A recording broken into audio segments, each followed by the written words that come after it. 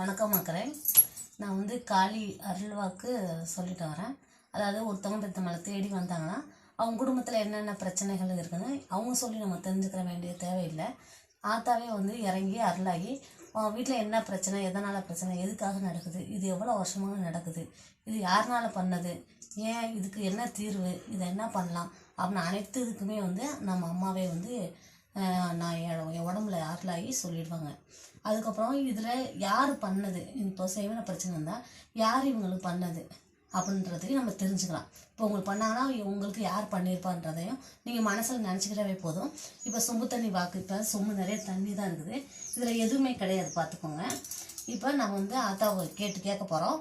இப்போ ஒரு பிரச்சனைக்கு தான் பிரச்சனை இவங்க தான் பண்ணாங்கன்னா இழுத்து பிடினா பூமாதேவி இழுத்து பிடிச்சிப்பாங்க. இல்லை அவங்க இல்லை அப்படின்னாங்கன்னா மேலே வந்துடுவாங்க.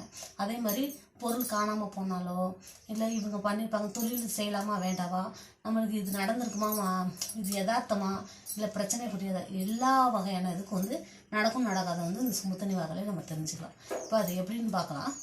இப்போது நான் சொல்கிறேன், அம்மா நான் வாக்கு சொல்கிறேன், இந்த வாக்கு வந்து எனக்கு பழித்தலாகும், சொல்கிற மக்களுக்கு ஒன்றும் பழித்தலாகணும். இப்போ பாருங்கள், இந்த சக்தி, இந்த சொம்பு தண்ணி வாக்கு கேட்குறதுக்கு உண்மையை சொல்கிறதா இருந்தால் இழுத்து பிடிச்சிக்கோங்க, இல்லைன்னா மேலே வாங்க. இப்போ நான் சொல்கிற வாக்கு உண்மையாக இருந்தால் இழுத்து பிடிச்சி பார்க்கலாம். பாருங்கள், நல்லா பாருங்கள், பூமி நல்லா இழுத்து பிடிச்சிருக்கு. நான் இழுக்கிறேன், வருதான்னு பாருங்கள், வராது. சரி, நான் சொல்கிற வாக்கு வந்து உண்மையாக இருந்தால் இது இந்த சக்தி எனக்கு இருந்ததுன்னா கேட்குற மக்களுக்கும் உண்மையை சொல்கிறதா இருந்தால் மேலே வாங்க. பாருங்கள், மேலே வந்துருச்சு. அதனால் நம்ம எப்படி சொல்கிறோமோ, எது உண்மையாக இழுத்து பிடிச்சிப்பாங்க, இல்லை மேலே வான்னு சொன்னாலும் மேலே வந்துப்பாங்க. இது உங்களுக்கு பயனுள்ளதாக இருக்கும். நன்றி, வணக்கம்.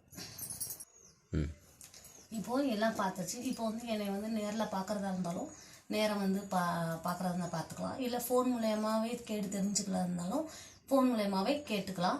இதுக்கு நீங்கள் வரதா இருந்தாலும் இல்லை ஃபோன் மூலமாக முன்னாடியே எனக்கு வந்து ஃபோன் பண்ணி சொல்லிவிடுங்க. வரதா இருந்தால் இந்த ஊர் எங்கே எப்போ வரீங்க என்னன்றதை எனக்கு